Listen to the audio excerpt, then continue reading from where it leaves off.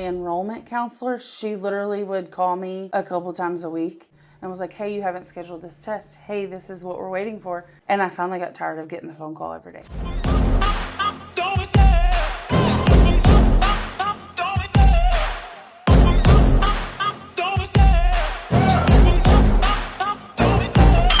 Well, Samantha Martin. Yeah. We are sitting down to talk about how to network like a pro. Yeah. And I am so excited about having Samantha on today because so many people find themselves in situations that they're like, I don't really know how I got here. In your case, it's on the other side of a cousin or a family member.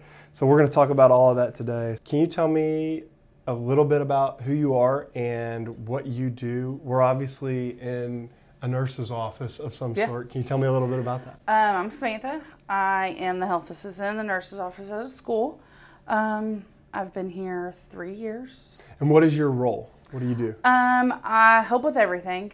I've just now started helping with care plans, sending that kind of stuff out. I put Band-Aids on kids, give them ice packs, cough drops, peppermints, all the things. Yeah. We do all the things. Absolutely. Yeah. When you think about how you got to where you are today, can you tell us a little bit about your journey? When I was younger, I always said I wanted to be a nurse, and then I changed my mind several times. And then I finally decided once I got old enough, I was like, okay, this is what I'm going to do. I did like patient tech, care tech type of things. I worked in the ER, and then I made my way to a school setting, which I absolutely love. Never thought I would, but I actually really like it. Networking and building connections, why would that be helpful for someone stepping into the medical world? You've obviously worked in a few different spaces in that medical world. The more people you know, the better, because then you have an easier way to get in. So I knew someone who worked at the ER. She helped me get in at the ER. I grew those relationships there. So then I was like, well, what else can I do? And if you work at the hospital, you have lots of opportunities to do different things within the hospital. Instead, I decided to take a step out of the hospital and do this type of setting. Who have you found that you have made meaningful connections with over the years as you've stepped into the medical world? I have lots of nurse friends. So that's helped me along my way, just because if I need help with things, they can help me answer questions. When you think about how other people get into your field, how do other people find the right information? You either Google, you can look at different schools in the areas that you're wanting to go to and just look at their programs. I mean, I've done so much research on like 4 different schools on their websites, looking at what the best program options were, like lots of hours. And I assume at some point you had to talk to a person. Oh, I've emailed countless people, and I've talked to people on the phone and all kinds of things, even text messages back and forth with some of these like enrollment counselors and everything like that. Ultimately, networking is about building relationships for mutual value over time. What the school gets out of you is money, prestige, funding, another name on their docket. For you, you get a degree, a future opportunity, and credibility moving into your next step in your career. Yeah. When you think about the biggest barrier that you had to overcome to get into Galen, what was that for you? It was their TEAS test. Okay. It was, more importantly, their science portion. 3rd time was the charm. It took me 3 times, but I got it done. But that was the biggest hurdle that I had to go through to be able to say, okay, I'm finally in. Yeah. So. Not everyone gets to where they want to be on try one. For you, it took going to a different college. Yeah. How did you stay encouraged? How did you develop the stamina to be able to do that? I honestly did not stay encouraged. I got a little down on myself. I took a pause and said, okay, I'm going to take a month, a few weeks, whatever it was, and I'm just going to chill out about it. I am not going to even think about school right now. And when I did, I ended up then rescheduling the test, went in with a better mindset, I think, because I was like, this is my last chance. If I don't take it, if I don't pass it this time, what's my next career path? Because I was at that point where I was like, I can't keep doing this. And then I got the call that I passed. Yeah. So the why behind this for you was really, this has to be it. Yeah. Like, there is no other options. Yeah. No other option. We're going to literally have to change careers. Yeah. So that's something that I think a lot of people don't realize in networking is that when they're trying to network, so often they fail to realize there needs to be a meaningful why. Mm-hmm. People don't buy into, I'm just interested in this. Yeah. If they're going to burn time and energy and resource on you, they want to know that you have a reason to be in the conversation. Yeah. And you had a reason to be in the conversation. Yeah.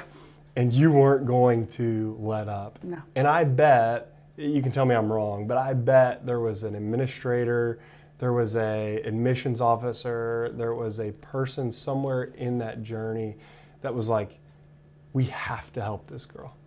Yeah. I think it was my enrollment counselor. She literally would call me a couple times a week and was like, hey, you haven't scheduled this test. Hey, this is what we're waiting for to finalize your stuff. This is what we're waiting for. And I finally got tired of getting the phone call every day. Like, I knew the number when it would pop up and I would ignore it. And I'm like, I'm tired of getting this phone call every day. Yeah. So I was just like, here it is. I'm scheduled. Let's try it. Most of our target audience is young adults, and there's so much pressure for them to feel like they have to have it all figured out. You're a mom of two. Yeah. You Almost 40. are almost 40. You are on a second career. Yeah. What encouragement would you have for a young person? Just don't give up. Don't get it. It's okay to be discouraged because I know I have, but don't give up. And don't take too much time off either, because then that really pushes you further. Has going back to school been difficult for you? Yes, but I should have done it years ago when my kids were littler, because they would be asleep or, whatever.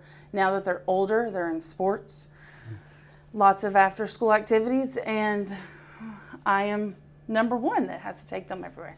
So it's a lot harder, but they know, like, hey, mom's got to do this, or we're not going to keep doing sports. Yeah. Like, we have to have it. So you've set the boundary very clearly for your family. Hey, this is where we are going. Yeah. And this is how we're going to get there. Yeah.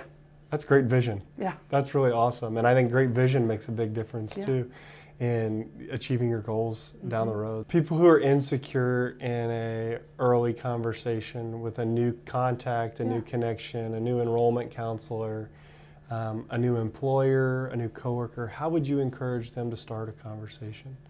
Just kind of being upbeat a little bit. You always want to speak and have a smile on your face while you're speaking, because otherwise it's going to come out in your tone. What kind of relationships or connections have you found to be distracting towards your goals, either as a mom, as a wife, or as a working professional? My kids are the biggest distraction I have. I think that's the real case for a lot of people. Yeah, because, they, mommy this, mommy that, mommy this, mommy that. So I'm constantly busy with them.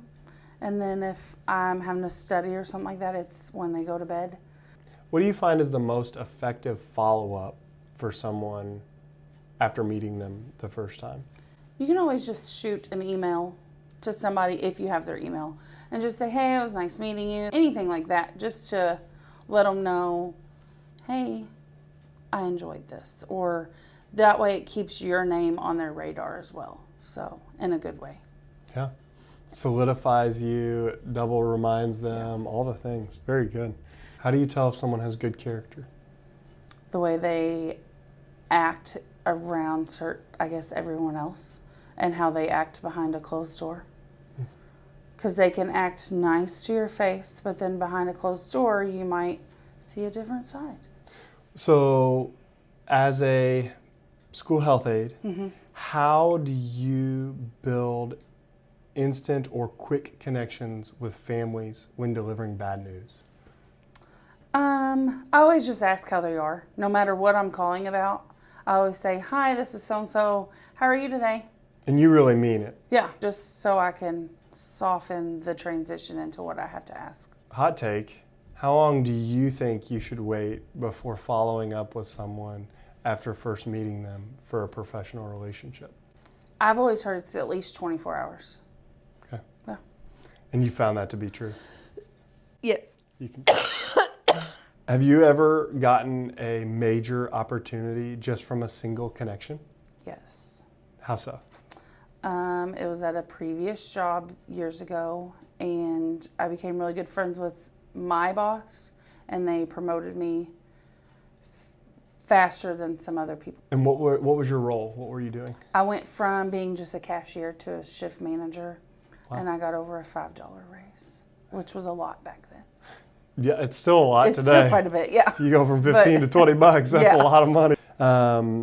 So finally, when you walk into a room where you don't know anyone, what's your first move to make a meaningful connection? Find a friendly face. Find the first person who you think is the friendliest, or someone that I think I might get along with, and just say, "Hi." Yeah. I mean, that's all you gotta do. As simple as that. Yeah.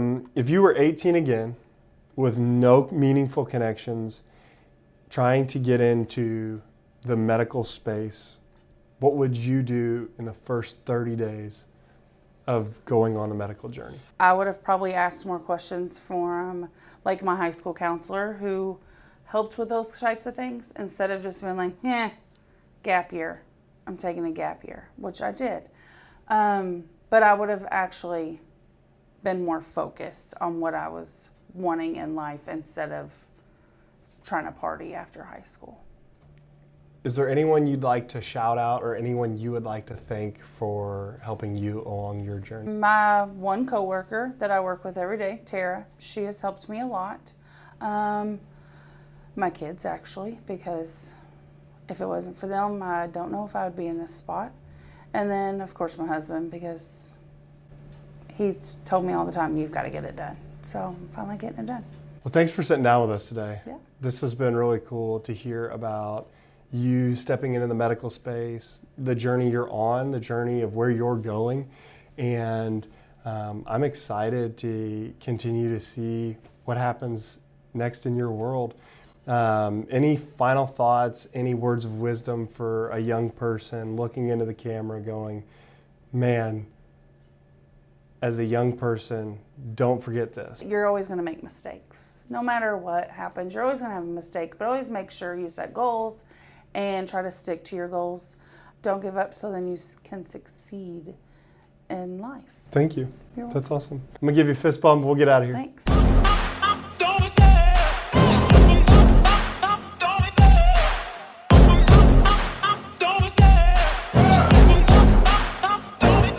I love the chase.